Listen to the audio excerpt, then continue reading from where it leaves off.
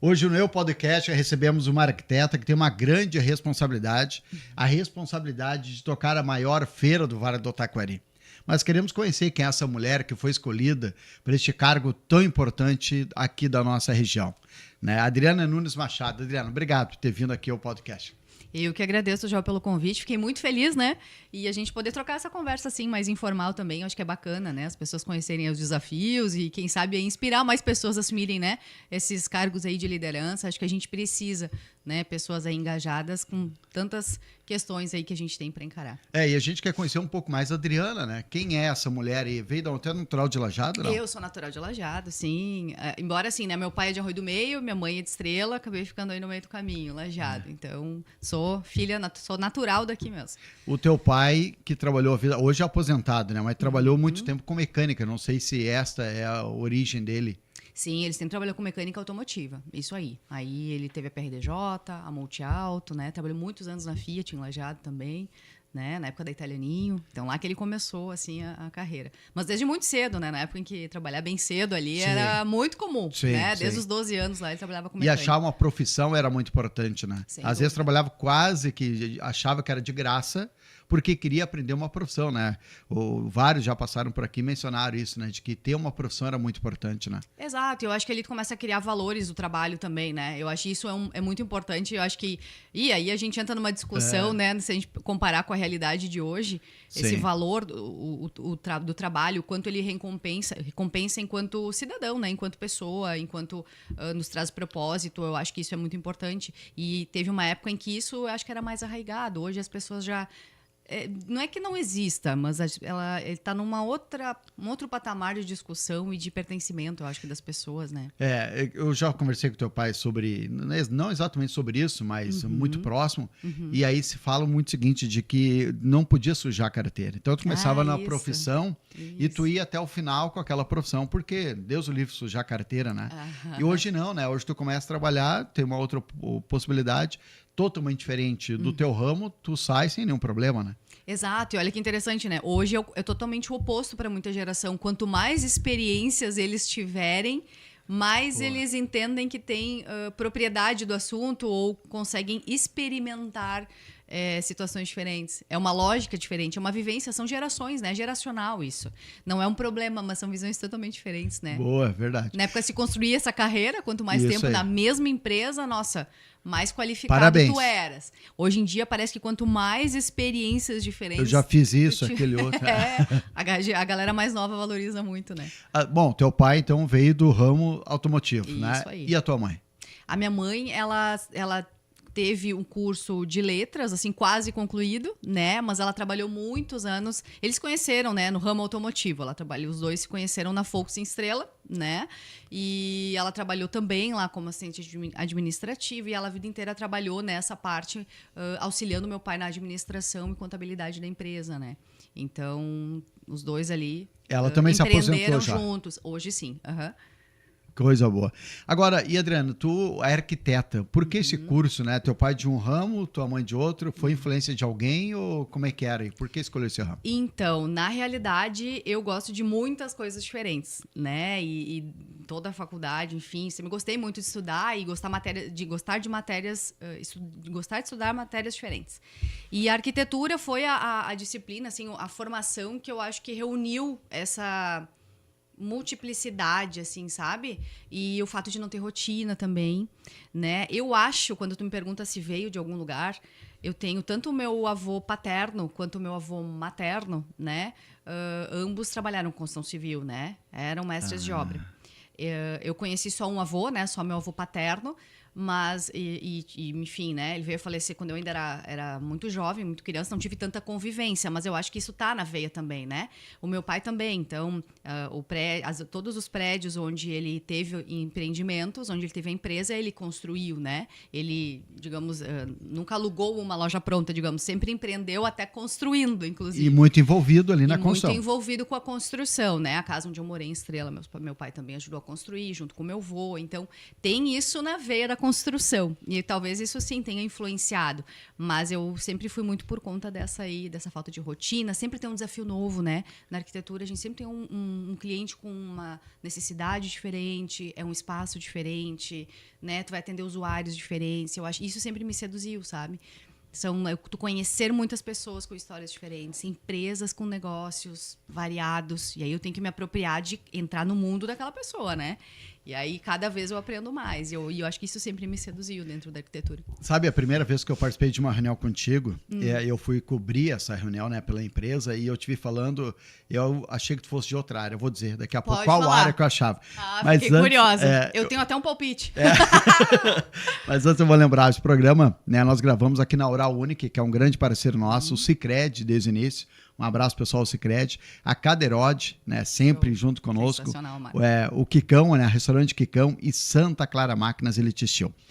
Sabe que profissão eu achei que tu fosse? Manda. Jornalista.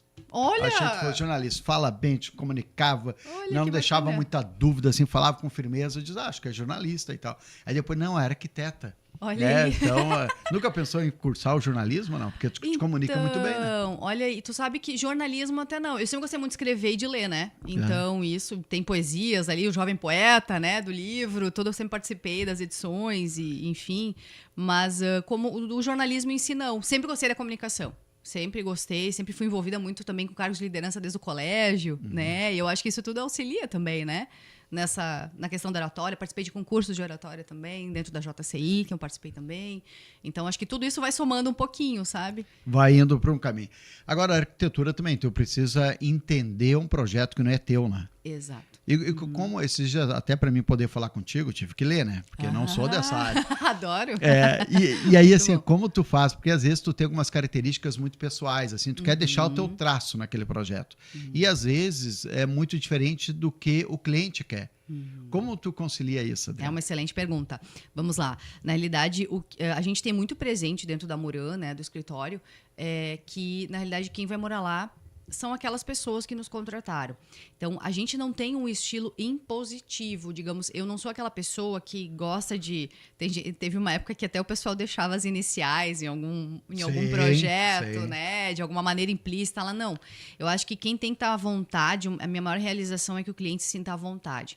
A gente tem uma linguagem contemporânea, que a gente fala, né? Então, usa as materialidades atuais, usa um estilo muito mais voltado para, digamos assim, para uma linguagem moderna do que se vem fazendo. Eu não vou tentar reproduzir estilos antigos, né? Ou clássicos, né? Então, dentro de uma proposta. Agora, quem tem que estar feliz é o cliente e eu sempre vou argumentar com ele. Né? Não é que a gente vai impor, eu nunca imponho nada, eu sempre argumento de maneira bem persuasiva, né? Quando precisa, dentro daquilo que a gente acredita. Então, a nossa linguagem segue essa linha. Né? E as pessoas normalmente já entendem, né? Quando chegam na gente, entendem um pouco como a gente trabalha. Minha preocupação é sempre pegar na mão do cliente do início ao fim e fazer com que ele participe desse processo, que ele entenda isso, né? O importante é a clareza, né? A transparência no processo. E é ele que vai estar ali todos os dias, com a cor que tu escolheu, com a mobília que tu escolheu, com o design que tu escolheu. Se ele ficar meio em dúvida, não vai ser legal, né? Exato. A gente tem muita preocupação com isso e por isso que a gente tenta brifar da melhor maneira possível e mais completa possível no início, né? A gente tem um briefing lá que é mais voltado assim para o programa de necessidades, né? A rotina, entender bem a rotina do cliente. E outro é um briefing mais formal. Aí eu quero entender o que ele gosta. Né? Aí mais baseado em imagens e depois a gente junta e faz uma construção. Eu consigo criar uma linha ali do que realmente ele precisa e o que ele gosta. E com base nisso, às vezes a gente vira meio psicólogo, porque às vezes o cliente não sabe exatamente o que ele quer. Ele acha que quer uma coisa, ele quer outra, né? Então, assim, ou ele acha, ou ele deseja uma coisa, mas dentro da realidade dele, a gente precisa dizer que ele está precisando também de mais uma coisa. Então, isso tudo a gente vai criando e construindo junto, né? Fala isso, eu lembro que eu li uma matéria e dizia o seguinte, ó, de que antigamente se queriam casas grandes, altas, né, com escadas. Nós, hoje, a nossa expectativa de vida está maior, 76,6 anos. Exato. Nós vamos durar mais tempo, vamos envelhecer, né, com mais tempo de aposentado, muitas vezes, do que trabalhando. Né, profissões e aí tu vai estar subindo e descendo escada, com problema talvez no joelho, no quadril. E aí eu vi que a arquitetura também mudou nesse aspecto. Às vezes, eu quero uma casa, né, de 2 andares. Tem certeza? Tu já tem 60 anos, né? Isso aparece no teu escritório, não? Como é que tu lida com isso? Sim, aparece, mas eu vou te dizer que também a acessibilidade evoluiu muito, né? Então a gente tem soluções, mesmo para quem deseja ter 2 pavimentos, né? A gente tem soluções aí que a gente tem trabalhado muito, inclusive apartamentos duplex, né? Que tem ali os 2 andares, de contar aí com uma plataforma elevatória, que é uma espécie de um elevador residencial, ou um elevador residencial mesmo interno, dentro da própria unidade, né? Não é muito caro, não? Não tem. Hoje em dia ele já está bem mais acessível, principalmente as plataformas elevatórias. Então a gente consegue ter soluções que caibam no bolso do cliente e que atendam esse desejo. Porque o que acontece? Às vezes numa residência, tu tem um lote, o cliente não quer comprar um lote com um tamanho diferenciado, ele vai comprar um lote padrão. E ele também quer ter um espaço de pátio maior. E aí, se eu ocupar todo o lote, exato, com uma casa térrea, ele não vai ter o pátio que ele deseja, ele não vai conseguir colocar a piscina, o spa, ou ter um quiosque que ele deseja, enfim, né? E aí, tu acaba tendo que subir. E aí, eventualmente, tu prevê, né? A gente tem trabalhado muito com isso, de prever, planejar expansões, planejar acessibilidade futura, já deixa a espera ali para uma plataforma, um elevador, as esperas de elétrica, o espaço, tudo bem certinho. Já trabalha com essas previsões, né? Então, hoje, né, mais tão procurado, tem que ser terra. Pode ser de outra maneira e tem solução para isso. Tem soluções, exatamente. Acessibilidade tem acompanhado aí, as tecnologias têm acompanhado essa evolução, isso é interessante. Talvez eu esteja errado, o que não é muito incomum, tá? Mas, olha só. Mas até os anos 90... tinha um padrão de construção no Brasil, pelo que li, tá? E aí tu que é da área vai me dizer se está errado ou não. E aí tinha um padrão de construção. A partir dos anos 90 começou a mudar e depois de 2000 muito. E agora tem mudado, né, de uma maneira sistemática muito grande o tipo de construção, material utilizado. E aí falava da olaria. As olarias praticamente estão, muitas na nossa região, fecharam, porque não se vende mais tijolo como vendia antes. Né? Mudou de fato, não? Tu que é da área. Então, vamos lá. Nós temos muito forte essa vocação aqui, né? É muito cultural isso. Então, se tu for para São Paulo, não existe essa cultura tão apegada à parede de tijolo maciça. Né? Porque é nosso. É muito nosso, é muito regional, porque justamente por conta da disponibilidade de olarias, né? Digamos, a região sul como um todo, né? Até Santa Catarina, quando a gente ingressa, indo pra praia, ver tantas olarias ali, enfim. Só na nossa região, nos últimos 2, 3 anos, 7 olarias fecharam. Então vê que é um número muito grande, né? Sim. Mas ainda tem bastante. Sim, exato. E algumas até foram afetadas aí, né? Por eventos climáticos e tudo mais. O que acontece? Por conta dessa disponibilidade, essa, digamos, solução, né, estrutural, ela difundiu bastante. E justamente o tijolo maciço acaba passando muita segurança para as pessoas, porque elas cresceram vendo construções como essa. E aí, quando veio o tijolo 6 furos, né, que foi digamos, que veio logo na sequência, assim, que as pessoas começaram a se ambientar. Algumas pessoas já ficavam até desconfiadas, mas não tem nada a ver, né? Assim, claro, com relação à estrutura, ela é só para vedação, né? Aí as pessoas já qualificavam a edificação por conta do mas se a parede maciça é melhor, né? Sim. E se criou muito essa questão da inércia, da materialidade, assim. Só que o que eu posso te dizer, hoje nós temos soluções como o steel frame, né? Que é aquela estrutura com os montantes metálicos, né? As paredes de gesso acartonado ou placa cimentícia. Que se usam muito nos Estados Unidos. Que é muito comum na Europa e nos Estados Unidos, tá? E são estruturas mais limpas, mais rápidas, né? Por exemplo, que a gente utiliza muito. Os pré-moldados vieram muito fortes também. O tempo tem sido muito importante na execução. Então, como elas dão mais agilidade de obra, né? São soluções que acabaram se disseminando mais agora. E a mão de obra também muda. Então, isso é uma outra questão, né? Mas não precisa entrar no assunto do desafio da mão de obra, que a gente vai longe. Mas falta muita mão de obra. Falta mão de obra, exato. E a mão de obra que nós temos hoje, ela ainda é muito habituada a trabalhar com o tijolo, né? Com a alvenaria de tijolo maciço ou furado. Então, o mesmo bloco de concreto. A gente, aos poucos, está migrando. Então, porque demanda uma mão de obra mais especializada trabalhar com steel frame, né? Essas edificações mais secas. Mas eu penso que é o caminho que não tem mais volta. Não tem mais volta, acho. Eu acredito que não, porque até pela questão da sustentabilidade em si também, né? Financeira e a questão, né, da extração, cada vez também se torna um pouco mais inviável, digamos assim, né? Mas quando tu bate numa parede, ela cede. No tijolo maciço não, né? E a pessoa, não, é mais firme. Mas só que tem também que as paredes, como eu estou vendo o gesso acartonado, né? Vem que é a prova d'água, a prova de chamas, né? É acústico. Isso, nós temos placas com especificações diferentes que atendem a cada tipo de necessidade. Tu vai trabalhar um box inteiro de banheiro com placa, né? Sim. Impermeável. Impermeável. Então, é totalmente possível. E ainda aplica a cerâmica em cima, o porcelanato em cima. Sem nenhum problema.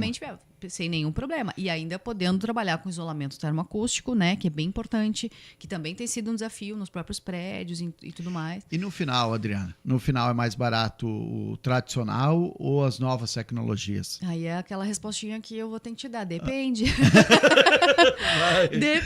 Depende muito da localização, depende, né? Porque a gente está muito atrelado ainda ao valor da mão de obra. E aí cada local tem a sua mão de obra específica. Então, eu gostaria de te dar uma resposta muito mais precisa. Sim. Mas realmente depende, né? Porque tem situações em que a alvenaria ainda é mais barata, né? Por exemplo, do que um pré-moldado. Tem situações de obra comercial, mas... E tem pré-moldado de concreto até também, né? Tá se usando bastante, né? Tu diz... Sim, o pré-moldado sim, é de concreto. Né? E tem o bloco, também tem o bloco, aquele né? de concreto também, de cimento? Também de concreto, de alvenaria, tanto estrutural quanto de vedação, né? Vedação que eu falo é quando ela não tem uma função estrutural. Então, eu só vou empilhar ali os blocos, né? A estrutura tá feita ali de vigas e colunas e dentro tu vai colocar... Isso aí. E tem ele estrutural também, né? Então, que eu vou empilhar e ele não vai precisar... Ele realmente vai ter a função estrutural. Ele vai suportar a carga também. Então, tem as duas possibilidades. Sim, alvenaria. Que desafio, né? Só que aí não dá para ficar mexendo toda hora como a galera gosta de fazer. Faltou uma tomada. Bom, daí na alvenaria estrutural a gente tem que pensar bem... com muito mais precisão e um planejamento muito mais assertivo inicialmente, né? Mudou bastante. Mas acho que também mudou por quê? Mudou porque falta mão de obra, mudou porque nós temos mais grana hoje, imagino, né? Hoje está melhor, assim, para ter o recurso financeiro do que era tempos atrás, né? Era mais escasso, falando do Brasil, né? Sim. Por que tu acha que foi evoluindo, foi mudando novas tecnologias? Porque está mais acessível para nós?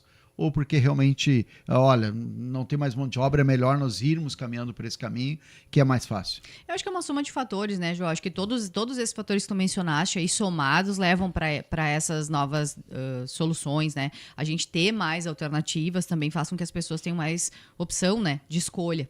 Então, agora, essa questão da mão de obra, sim, ela tem agora assumido um peso maior dentro das decisões, né? Porque o que acontece? Mais mão de obra, a tua cifra aumenta lá no orçamento, no final da obra. Então, isso tem pesado muito. E sem contar a questão do prazo. Por exemplo, numa obra comercial, você vai trabalhar com um pré-moldado, com essas soluções que te dão mais agilidade.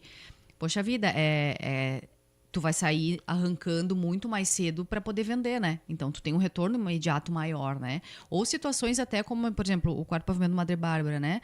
A gente fez lá, optou por placas cimentícias, uma estrutura dessas, e nós tivemos uma obra em 6 meses. E lá eu tinha uma situação já de ocupação, aulas acontecendo, a necessidade de ter segurança na obra, a necessidade de ter um fluxo, né, constante ali, fluxos diferentes acontecendo, aula, obra.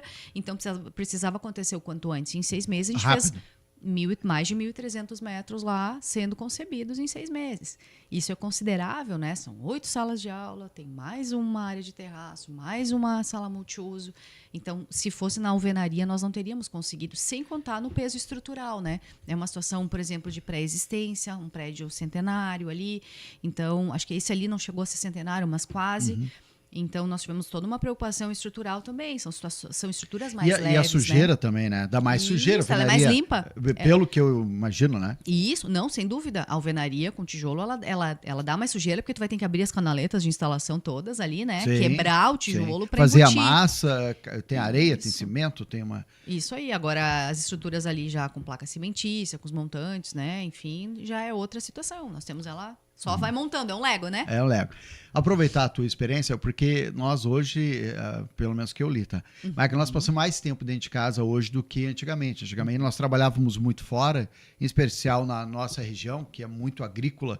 Tu trabalhava, e até semana passada, interessante, falei com o senhor, Adri, de 84 anos. E ele diz, Joel, para mim me sentir útil a vida toda, eu tinha que sair de casa quando estava escuro e voltar para casa quando estava escurecendo. Aí eu tinha sido o homem da família e trabalhado o dia todo. Eu dizia mesmo, 84 anos, sim, esse é. Daí ele tem 3 filhos, ele diz só que os meus filhos saem de casa, o sol já está alto. Já nasceu o sol. E eles voltam para casa meia-tarde. Às vezes no verão, 5 horas, e não está claro. Eu achei que ele ia criticar os filhos. Né? Eu disse, ele vai, né, dar uma pegadinha dele. Ele disse, mas eles estão certos. Porque eles têm tempo ainda de falar com a esposa, falar com os filhos e andar de bicicleta. E eu não tinha esse tempo. Então eu entrava em casa para dormir. Com base numa pesquisa que eu fiz aí sobre essa área que eu não entendo, dizia justamente que nós hoje passamos mais tempo. E aí tem um desafio para o arquiteto.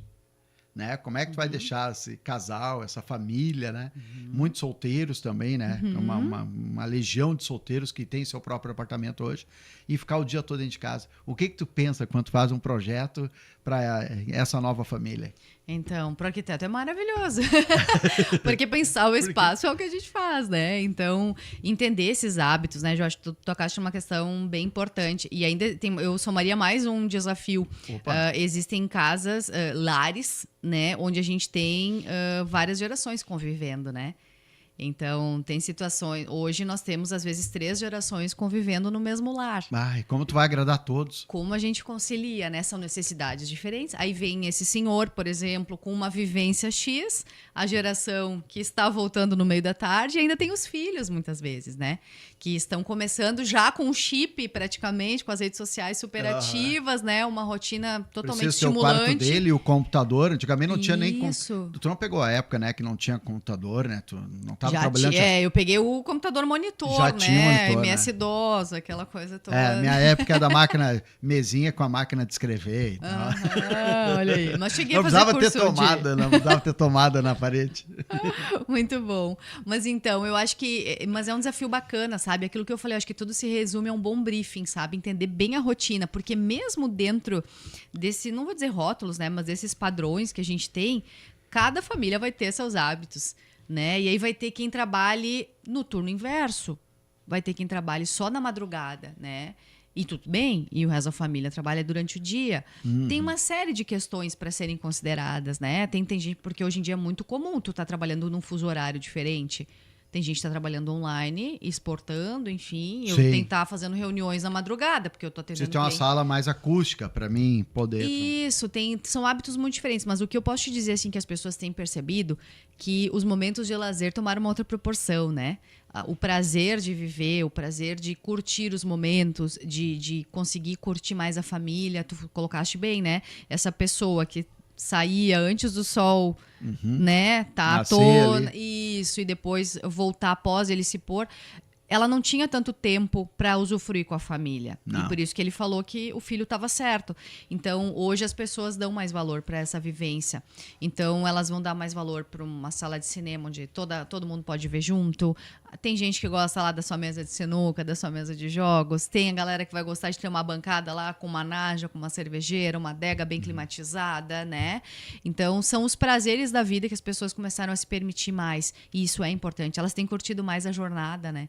Então, antigamente era muito pelo resultado, né? Eu até recentemente escrevi sobre isso, essa questão da casa própria, né? Assim, a gente tem, antigamente, a gente veio de uma geração de construtores. As pessoas, como eu comentei, meu pai construiu a casa onde eu morei, construiu a empresa, né? Mas hoje eu ainda não construí. Então, assim, a geração que tá vindo... E eu gosto, né? Não tô dizendo nem no meu caso. Mas tem pessoas... E tu é da área. E eu sou da área, né? Mas as gerações novas estão pegando muita aversão às construções em função do transtorno. Elas não querem se envolver com a parte do processo da construção. E eu vejo isso no meu escritório. Elas querem a chave na mão. Né? Elas querem curtir, elas não querem se envolver. Eu quero um produto e outro. Essa casa não vai ser minha casa definitiva. Ouço muito isso. Essa não é minha casa definitiva, Adi. A gente só tá indo para cá depois quando a gente tiver filho ou quando a gente tiver mais um filho, a gente vai para outro apartamento. As pessoas não têm mais a casa como um propósito final, a casa própria. A minha, aquela dizer minha, sabe? Isso, porque antigamente assim, a família inteira lutava, trabalhava, né? A casa própria, ela era um fim. Hoje ela é um meio, ela é um caminho. Conforme a fase de vida, tu vai ocupar um imóvel. Né? O imóvel tem que atender o teu momento. Agora. Isso. Amanhã a gente vai ver. Sabe, tem um grande amigo meu em que trabalha, que inclusive tem uma loja de imóveis. E aí ele comprou um terreno, ia construir a casa, e chegou na hora, ele calculou quanto que custava o terreno, quando que ia construir a casa dele e tal, quanto que ia custar, e ele foi alugar um apartamento. Aí viu vários, achou um que nem ele, que ele gostava, que seria legal para a esposa e para o filho, tem um filho, e ele fez o seguinte, ele disse, foi negociar, quanto que é o aluguel por mês? Tanto. Tá, mas se eu alugar 1 ano, quanto tu me faz? Ah, 1 ano, deu um pouquinho de descontar. Se eu alugar 3 anos e eu te pago antecipado, 3 anos antecipado. Dele, sabe o que? No final, ele alugou por 5 anos o apartamento. Daí nós, numa janta, disse, por que tu alugou o apartamento por 5 anos? Diz, Joel, eu vou estar envolvido, exatamente o que tu falou, André. Eu vou estar envolvido na construção e tal, e eu não quero agora, eu tenho que focar na minha empresa. Exato. E eu não sei, de repente eu vou construir a empresa, eu vou vender a empresa, vou morar em outro lugar. Eu disse, é mesmo? Ele diz, claro, cara, talvez fora do Brasil, não sei. Isso. Isso te atrapalha ou atrapalha os arquitetos do negócio ou não? Não, pelo contrário, porque na realidade ele nos desafia mais, porque a gente tem que entender bem o momento daquela pessoa, né? E o imóvel tem que atender aquelas necessidades naquele momento. Eu tenho que, digamos assim, a previsibilidade das coisas, ela não se torna mais a tão médio, longo prazo. Eu não tenho que prever tantas situações, eu tenho que entender o momento da pessoa naquele momento. Né? Agora. Naquela situação, né? Naquele instante. Então, ali, quando eu entendo essa necessidade, é muito fácil. É mesmo, na realidade, para nós não interfere, né? O que eu tenho que entender só, realmente, o desafio maior é entender se o momento dela realmente é o que ela está nos passando. Porque, às vezes, tu tá prevendo, daí a gente faz uma análise, vai acontecer isso aqui ano que vem. Às vezes, antes de terminar o projeto, já muda, sabe? Sim. E tudo certo, faz parte. Sim. Porque hoje a vida muda muito rápido, as coisas são muito mais instantâneas do que antigamente, né? Então isso é interessante também. A gente tem que estar acompanhando isso, por isso que eu digo. Se tiver que mudar, teve situações de cliente que mudar. A gente já fez 3 apartamentos. 3 momentos da vida da mesma família diferentes. Então, é interessante isso, sabe? E são projetos completamente diferentes. Um para a vida toda. São Não momentos mais. diferentes que viveu. Não, mas claro que existem exceções, existem situações, mas o comum não é mais ser tão apegado, né? Ou seja, as minhas coisas, é meu. Tem isso também. Esse pertencimento, as pessoas, né? Que nem hoje menos, né? Menos, as pessoas ressignificaram o imóvel, né? E eu acho que também muito... Ressignificaram, que legal. Né? Eu acho que muito pelas opções que a gente tem, né? Eu acho que a gente tem muitas opções hoje também, né? O mercado mudou, ele tá muito mais... Eu tenho um outro amigo meu médico, ele tem uma moto e aquela moto era intocável. Agora tu falou, me fez lembrar. Intocável. Daí um dia, no nosso majante, disse, eu acho que vou ter que emprestar minha moto, vender minha moto. De sério, cara, mas não deixava ninguém, nem os filhos pegar. Dele já, eu tô entendendo agora com essa nova geração e falando com os filhos, de que as coisas que eu gosto são coisas que eu gosto. Sim. Não os meus filhos. Eu vou morrer a minha casa, e aí eles vão alugar, vão vender, porque eles já têm a casa deles, eles nem gostam da minha casa, que é um sítio dentro do sítio. Eles não querem o sítio. Quem sempre quis sítio fui eu. Né? E aí eu lutei, e aí eu fico obrigando eles a morar ali, e eu entendi que não é isso. E a moto, né? Ou seja, quem gosta de moto sou eu que gosto, não meu filho. E a gente também começa a entender isso, né? Acho que antigamente tinha que manter a casa do pai, da mãe, porque era deles, né? Esses dias eu falei com um cidadão que tem uma casa antiga, gasta um dinheirão para aquela casa, e ele, meio contrariado, a família continua mantendo aquela casa. Enquanto que os filhos não querem mais. Né? Os netos, quando chegava a vez do neto, ou seja, mudou muito, né? Mas eu acho que ainda tem pessoas que têm esse apego, assim, sabe? Eu não digo o apego pelo imóvel, mas a lembrança, acho que tu tocaste bem. História. A história, isso. Ver o imóvel como um símbolo ainda, sabe? É como se fosse um porta-retrato que está sempre presente ali, que tem uma série de sentimentos registrados ali no tempo. Acho que o imóvel, ele traz um pouco esse pertencimento. Quando a pessoa valoriza isso dentro da família e tem condições de manter, né, um imóvel que foi de outro né, descendente, enfim, alguém da família, tem muita gente que tem apego a isso ainda, por conta de manter a lembrança, por conta de não querer perder esse elo da história, sabe? E isso é legal, se consegue, né, manter e talvez adaptar o imóvel para as necessidades atuais, mas ir mantendo, também é bacana. Já tive situações também de clientes nessa linha. Então é muito legal, sabe? São histórias que estão registradas ali. É que a memória afetiva, ela é muito forte. Então, quando a pessoa valoriza, ela né, e ela gosta, ela quer sentir aquilo e tem dificuldade mesmo de desapegar, né? Porque, poxa, viveu naquele espaço. Isso... Tu tem alguma coisa que te apega, assim? Alguma coisa material, não? Material não, aí eu sou bem aquariana.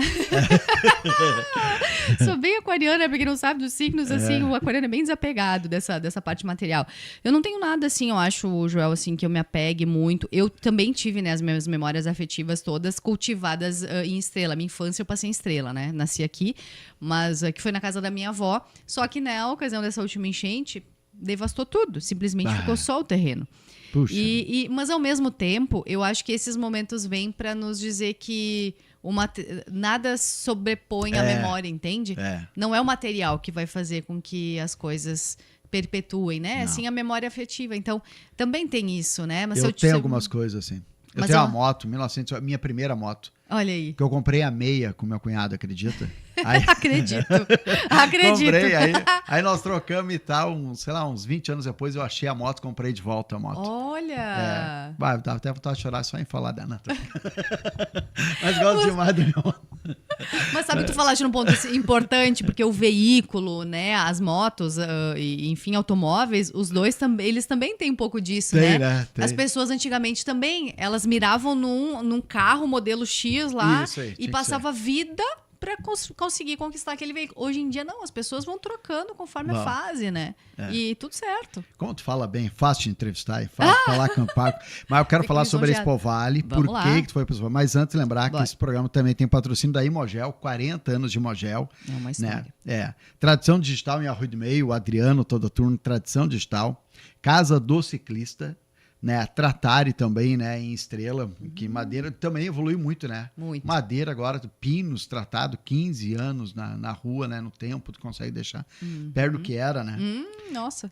CFC Vitória também, e tem mais alguns depois, assim. Tá bom. Então, CFC Vitória. Agora, Adri, o que fez a Adriana, essa arquiteta, assim, inquieta, né, que dá para ver, foi fazer na Expovale. De que maneira tu entrou para esse lado voluntário, né? Sim, bem importante. Não recebe para isso. Não. E abre a tua agenda para resolver problemas, né? Porque na Expovale é um baita privilégio, mas tu tá ali para resolver problemas, conflito, resolver situações, né? Abre espaço tua agenda, que tu poderia estar ganhando dinheiro, tu faz voluntariamente. Como é que tu ingressou nessa Vamos lá. Não foi assim, né, do nada, digamos. Tem uma construção muito legal aí, sabe? Eu acho que essa questão do espírito do voluntariado eu sempre tive muito presente em casa, né? Meus pais sempre participaram, o pai sempre participou de Rotary, né? Associação de oficinas. Nossa, uma série aí de entidades, associações que ele participou e eu acho que eu fui ficando com isso na veia, né? Então, participei desde muito cedo de Interact, Rotaract, depois a JCI, né? A Câmara Júnior, antiga Câmara Júnior de Lajeado. Fui tendo aí essa sementinha aí do voluntariado e do coletivo muito forte. E desde cedo, desde os meus 17 anos, eu já participo da CIL de alguma maneira. Né? Aos 17, como eu participei da Junior Achievement, que é um programa também de mini empresa que a CIL trouxe para Lajeado, eu acabei também tendo o convite para participar da área jovem na época, dentro da CIL. Com 17 anos já? Se eu não me engano, eu tinha 17 anos. Muito nova. E aí ali a gente já teve algumas ações, eu comecei a me inteirar do que era a CIL, né? Essa Associação Comercial Industrial, o que de legal ela fazia também dentro dessa questão do empreendedorismo, que sempre também me seduziu muito. E a partir dali eu fui participando, eu fui estudar em Porto Alegre, né? Eu cursei arquitetura na URGS em Porto e depois retorno para cá. E aí começo a participar novamente. E aí sim, aí eu trabalhei como arquiteta responsável pela Expovale, cheguei a ser arquiteta responsável pela Construmóvel. Eu participei, na época da Construmóvel, né? Nós tínhamos ali o espaço da Mostra Arquitetura, né? Desde a época que ela foi concebida, eu participei desde a primeira edição ali, de alguma maneira, da comissão. Então, sempre teve um envolvimento com essas comissões de feira, né? E foi se construindo. E aí, no final do ano passado, então, Johnny e Gravina fizeram um convite, né? O presidente da gestão anterior e o atual, para assumir, então, esse desafio da Expovale. Assumi com muito carinho, assim, né? Porque me é muito cara a marca da Expovale, né? Por conta dessa participação. Não estava esperando, né? Mas também foi um compromisso que eu assumi com ambos, assim. Já os conheço, né? O Gravina conheci agora. Mas acho que é uma maneira de retribuir, sabe, Joel? Eu sempre penso assim, eu acho que se a gente tem condições, eu sempre penso que é uma maneira de retribuir a essa comunidade, né? Enfim, a essa aldeia que tanto já me trouxe também, né, de momentos felizes, eu acho que enquanto empresa, enquanto, né, cidadã também, esse é o meu lar. Então, se eu posso contribuir de alguma maneira, né? Poxa, vamos lá, vamos abraçar. E que também possa ser inspiração, como eu falei para outras pessoas, né? O pessoal costuma dizer, e eu tô tendo a noção da dimensão, assim, do carinho que as pessoas têm por essa marca, Expo Vale. Sabe, eu não tinha ideia, mesmo participando da comissão em vários, né, vários lugares diferentes da comissão, digamos assim, vários cargos, eu não tinha ideia da dimensão que a Expo Vale tem. E agora eu tô tendo a real noção, sabe? Então é muito interessante isso, assim, é uma grande responsabilidade. E antes de aceitar, eu convoquei toda a equipe da Muram. Eu disse, galera, recebi convite assim, assado, né, para presidir, é a maior feira, né, que nós temos aqui na região, mas eu só vou assumir se vocês me autorizarem, porque afinal de contas demanda muito envolvimento, estarei ausente do escritório sim, né, não deixarei de atender, sigo com o meu trabalho, tranquilo, mas sim, né, eu preciso cumprir compromissos ali que vão demandar meu comprometimento. E a galera veio super junto, assim, então aí dei o aceite, então, pro pessoal formal, né. Quem é que trabalha contigo lá? São 5 arquitetos nós somos, né, nós somos 5? 3 sócias, isso aí, Camila, Carolina e eu, né? E aí temos mais o Pedro, o Marcelo e a Manu como estagiária. Então... a galera é grande, né? São 5 arquitetos e uma estagiária, uma galerinha trabalhando. Eu precisei contar com o apoio deles. Eles que me autorizaram a estar aqui. E como é que tu faz, Adri, para conciliar? Assim, tem um dia que tu resolve todos os problemas do Expo Vale, ou não? Tem, em 2 horas por semana eu resolvo. Como é que é? Assim? Não, vamos lá. Diariamente tem demanda, né? Diariamente? Diariamente tem demanda ali, via WhatsApp, definições e tal. Alguma coisa sempre está acontecendo. Ou mesmo a gente tem que estar pesquisando alguma coisa, né? Alguma situação. Mas eu tenho... A minha proposta é fazer reuniões semanais, né? Com a comissão. Toda terça-feira, no final da tarde, a gente tem as reuniões do Expo Vale. E em paralelo a isso, então eu tento concentrar as demandas sempre nessa terça-feira, né? Sempre num dia da semana ali que eu consiga, se tenho agenda, eu uso a tarde para isso, né? Da terça-feira, antes da reunião. E aí a gente vai tentando conciliar, mas tem compromissos que a gente não consegue, né? Às vezes tem uma agenda no governo do estado, né? Tem agendas com lideranças que a gente tem que se adaptar. Então acaba que em algum momento isso vai sair do planejamento ali que tu teve inicial, né? Mas faz parte. Isso a gente vai conciliando. E por ser uma mulher à frente desse projeto todo aí, o que tu percebe assim dos demais e da própria comunidade? Certo. É uma pergunta interessante, porque logo que foi divulgado o nome, né, eu recebi tanta mensagem legal de mulheres. Foi muito bacana, né? Algumas lideranças já constituídas que nós temos, né? Outras mulheres dizendo, Adri, que legal, tô contigo que tu precisar, né? Me pede, assim, muito apoio. Por isso que assim, foi recebido com muito carinho e eu sou muito grata. Eu acho que é todo mundo, né, que me mandou mensagem, que tá aí com a gente. Algumas meninas, né, mulheres já estão na comissão conosco. Falo meninas carinhosamente, né? Mas estão lá já também, que se ofereceram e que se dispuseram a trabalhar. Por isso que eu falei sobre inspiração. Eu acho que é uma conquista. O fato de eu ter assumido, eu acho que representa uma conquista para muitas pessoas, né? Para muitas mulheres. Tu representa mulheres. Isso. E aí eu acho que isso também é algo interessante, né? Eu acho que é uma outra percepção que eu tô tendo, que talvez não tivesse tão latente para mim, tão presente. Né? E aí quando a gente tá ali, poxa, é uma responsabilidade, não é só a feira, existem muitas camadas nesse cargo que são interessantes, né? Passou por algum momento mais difícil, constrangedor, por ser mulher ou não? Não, por enquanto não. Eu espero não passar. Tomara que não. Mas vamos lá, né? O pessoal me pergunta isso como arquiteta também na obra, né? Existe essa questão também, né? Ai, Adri, não sei, na obra, como é que é e tal. Eu acho que é uma questão de construção, tá? A gente sabe que existem, sim, pessoas, né? Existem situações de machismo, existem situações que o pessoal se prevalece ou então ignora quando tem, né, uma liderança feminina. E a gente ouve histórias, né, de lideranças aqui que nós temos locais femininas. Histórias, às vezes, assim, bem revoltantes até, né? Que as pessoas ignoram justamente. Como é que passou por isso? Ou então simplesmente ignorada entre vários líderes aqui, cargos constituídos, simplesmente não são ouvidas, né? A Simone Leite fala muito isso também, né, dentro da questão Federação, FIEGS, enfim. Agora, eu vou te dizer que ainda não passei por isso, espero não passar. E dentro da construção também eu tive uma construção de postura que também eu acho que talvez tenha me capacitado um pouco. Eu acho que a conversa é a melhor opção, sabe? A melhor forma. E eu acho que a gente tem que tentar, às vezes, desarmar as pessoas de maneira inteligente. A mulher sempre tem que usar mais inteligência para conseguir contornar essas situações. Eu nunca tive nenhuma situação constrangedora em obra, sabe? Tem aquela situação normal, que é alguma situação, né? O pedreiro sempre fez assim, o mestre sempre fez assim, agora tá me propondo algo diferente. Aí tu tem que ter inteligência emocional, articulação, lidar, ouvir. Eu sempre gostei muito de ouvir quem tá na obra, quem tá na frente, porque eu também aprendo, né? Eu acho que isso a gente tem que ter humildade para entender em que momento tu fala, em que momento tu coloca. Em que momento tu ouve. Em que momento tu ouve, né? E a gente vai construir junto essa solução. Enquanto responsável técnica, sou eu que assino. Eu que vou dar a resposta final, né? Isso eu não abro mão porque é uma questão de responsabilidade. Agora, a construção pode ser conjunta e a gente pode, né? E eu tenho que envolver as pessoas nessa decisão. Elas têm que sentir que elas têm pertencimento nessa construção, né? Então, eu acho que isso também me ensinou muito. A construção civil, eu acho que ela me traz essa bagagem para esse cargo também. Ah, que show, que bom te ouvir. Acho que a tua comunicação ajuda também, né? Eu acho que sim, que sim. A gente tem que usar ela a nosso favor, né, João? Então, isso assim. Aí, isso aí. É que nem eu, não sei se tu percebeu, eu não sou muito alto, né? Mas aí no colégio eu te ganhar meio que no grito, no jeitinho, boa, né? Pro combate. Eu não posso ir, né? Então tinha que dar o meu jeito, né? Perfeito. No voleibol eu sempre fui levantador. Eu nunca fui atacante porque eu não tinha altura para bloquear, né? Eu era bloqueador nato, né?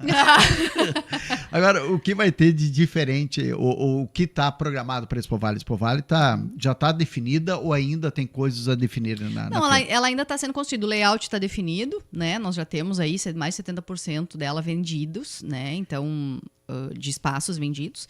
Nós já temos muitas definições construídas, sim.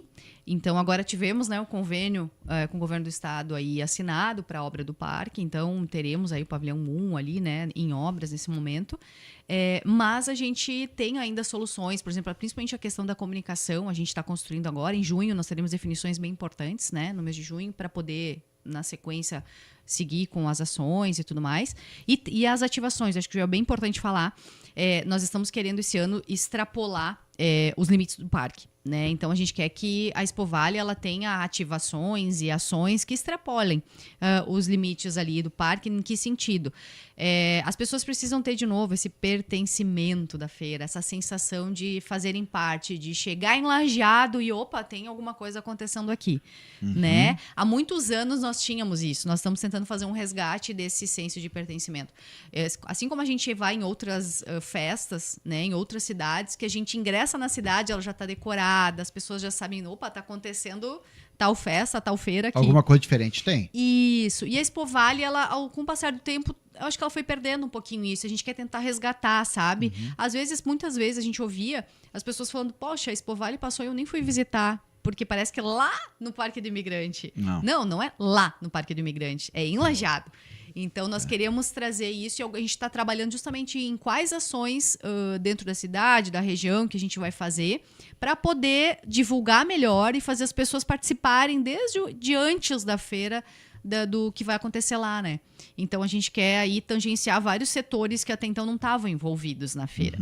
Então, vamos ver as novidades que a gente vai ter nos próximos dias aí de definições. Que legal. É o que a gente falou até bem pouco tempo, né? De pertencimento, ou seja, é a minha feira, né? Não é a feira de Lajeado. Quem mora em Arroio do Meio, que mora em Cruzeiro e Estrela, não é a feira de Lajeado, é a nossa maior feira. Do Vale. Isso aí, Lajeado é o anfitrião e nós queremos que os lajadenses tenham essa sensação, né? Nós estamos recebendo o Vale aqui na nossa casa.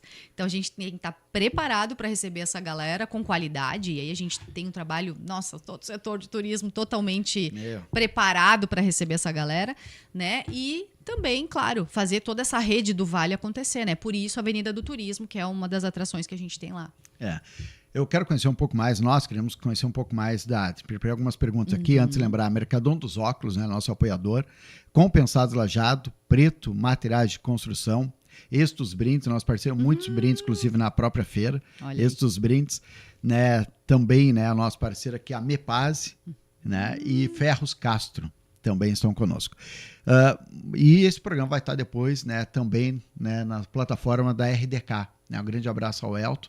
A RDK também retransmite esse programa aqui para todos os seus seguidores nas redes sociais. Adri, o que te deixa angustiada? Tem alguma coisa que te deixa angustiada? Não diz, isso que eu não gosto, alguma coisa que te incomoda? O que tu não tolera, o que tu não gosta? Difícil, hein? Essa pauta tu não me mandou, né? Não mandei. Tem alguma coisa de, isso me incomoda, me deixa, isso não é legal. Que tu não aceita. Eu acho que... Pois é, que pergunta difícil. Já me perguntei isso aí também. Eu fico muito angustiada porque as coisas às vezes não acontecem na velocidade que eu gostaria, tá? E isso eu já ouvi mais pessoas me dizendo, tu tem que desacelerar algumas vezes. É mesmo? Talvez isso assim, eu gostaria que algumas coisas fossem mais rápidas. Acho que o tempo de acontecimento das coisas talvez me deixe angustiada. Eu acho que isso pode ser, né, a ansiedade está vinculada à questão do futuro, né? Uhum. Então, essa questão eu acho que eu poderia encaixar nessa tua resposta aí. Boa. O que te deixa muito feliz? Hoje o dia foi muito legal, porque aconteceu tal coisa. O que te deixa feliz? Acho que é o relacionamento com as pessoas e quando elas estão felizes por algo que tu fez, sabe? Acho que impactar a vida das pessoas positivamente me deixa muito feliz. Quando tu recebe um elogio, por exemplo, de um trabalho bem feito e a pessoa tá bem naquele lugar. Sabe? Um elogio por ela estar bem. Não é dinheiro, é o prazer que te dá. Isso. Eu acho que essa sensação, assim, ela me deixa muito feliz. É aquela coisa de deitar a cabeça no travesseiro de noite e dizer missão cumprida por hoje, sabe? Boa. Adri, o que tu tá muito ocupado, né? Arquiteta, trabalha bastante, tem uma maior feira, tá? Sobre a tua responsabilidade, é a Adri na frente disso. O que tu faz para desopilar? O que tu... eu preciso fazer, tu faz tempo, eu preciso fazer tal coisa para esquecer um pouco tudo isso. Bem fácil. Bem fácil, academia. Academia, leitura, eu acho que boa música também me desliga bastante, né? Aquelas playlists, assim, que a gente gosta. Que tipo de música tu escuta? Eu sou bem eclética, mas assim, rock é a principal. Rock? Rock é a que mais me realiza, assim, que eu mais desligo, né? Então... O que é família pra ti? Eu acho que é tudo, né? Família é o início e o fim. Eu acho que se a gente tá aqui é por conta dessas pessoas, né? Então, acho que tudo o que eu sou hoje eu devo à minha família. Então, ela é início e fim, tudo. É o propósito de vida da pessoa. Acho que é a gente ter a família perto, sabe? O que é o Vale do Taquari para ti? Pensa em sair dele ou vai ficar por aqui mesmo? Então, interessante, né? Quando eu me formei em Porto Alegre, eu acho que a gente sempre vai mirando, né? Eu tenho muitos amigos paulistas, sempre pensava, daqui, será que eu vou para São Paulo, né? Quem sabe eu vou para lá, tenho muitos amigos lá e tudo. E no fim acabei voltando, né? Vim para cá, me formei, vim para Lajeado. E foi a melhor decisão que eu tive. O Vale é muito, muito, muito promissor. E acho que o que a gente tem aqui, eu brinco que a gente vive numa bolha, né? Porque nós temos uma régua muito alta sobre vários aspectos. Nós temos uma economia pujante, né? Nós temos diversidade aqui econômica. Nós temos opções. As pessoas, mas em Porto Alegre eu tenho isso, né? A mania de comparar com a capital. Sim, mas nós temos qualidade de vida aqui. A minha história está aqui. Estamos a uma hora e pouquinho de Porto Alegre. A posição estratégica que nós temos em relação ao Estado nos qualifica muito. Né? E não à toa que nós estamos recebendo diariamente, né, pessoas aí da capital. Esses dias eu atendi um casal, uma família inteira paulista. Então as pessoas estão buscando qualidade de vida, estão buscando o que nós temos aqui. E o nosso povo é o nosso diferencial. Eu não tenho dúvida disso, sabe? Se eu pudesse dizer o que qualifica o Vale do Taquari, o que é o Vale do Taquari, são as pessoas que estão aqui. Bom, não à toa, né? O slogan da Expo Vale, somos a nossa terra. O somos é muito forte. Né? Então, casualmente fazendo o link aqui, mas eu acho que as pessoas que fazem com que o Vale seja o que ele é hoje e tenha referência, seja uma referência internacional em tantos aspectos, né? Não só na superação dos eventos climáticos aí que a gente teve tanta visibilidade, mas eu acho que sempre teve, se a gente olhar para as nossas indústrias, para as nossas empresas, o nosso serviço, a gente é muito qualificado, a gente é referência mundial em tantos setores aqui, né? E eu acho que isso é ponta das pessoas. Grandes empresas daqui que nasceram no Vale do Taquari devido ao povo, né? É isso. E se for olhar os CEOs atualmente, né? Mas os fundadores são pessoas daqui. São pessoas que nasceram aqui, sabe? Então, tudo começa, né, na terra, mas a gente vai perpetuando aí no serviço, tecnologia, né? Enfim, tanta coisa que acontece aqui, né? Que a gente não tem noção. Isso a feira também está me ensinando. Estou conhecendo tanta empresa nova. E isso acho que é muito sedutor, sabe? Que bom. Adri, muito obrigado por ter vindo aqui no meu podcast, né? Conversar um pouco com a gente poder conhecer, né? Nós, os nossos ouvintes, telespectadores, conhecer um pouco mais aí da Adri à frente dessa feira tão importante. Poxa, eu te agradeço aí pelo carinho, né? Com toda a tua audiência e espero poder ter contribuído de alguma maneira, né? Foi muito legal, foi um bate-papo. Então, acho que fiquei muito feliz, adorei o papo. então nós poderíamos ficar aqui horas falando, né? A pauta teríamos, mas muito obrigada, muito obrigada. Me senti muito lisonjeada, né? Porque vi aí as personalidades que já estiveram por aqui, então muito obrigada de coração. Nós é que agradecemos. Essa Adriana Nunes Machado, falando conosco. Quem será que na semana que vem vai estar sentado aqui conversando? Bom, aí tem que acompanhar o Eu Podcast. Isso aí.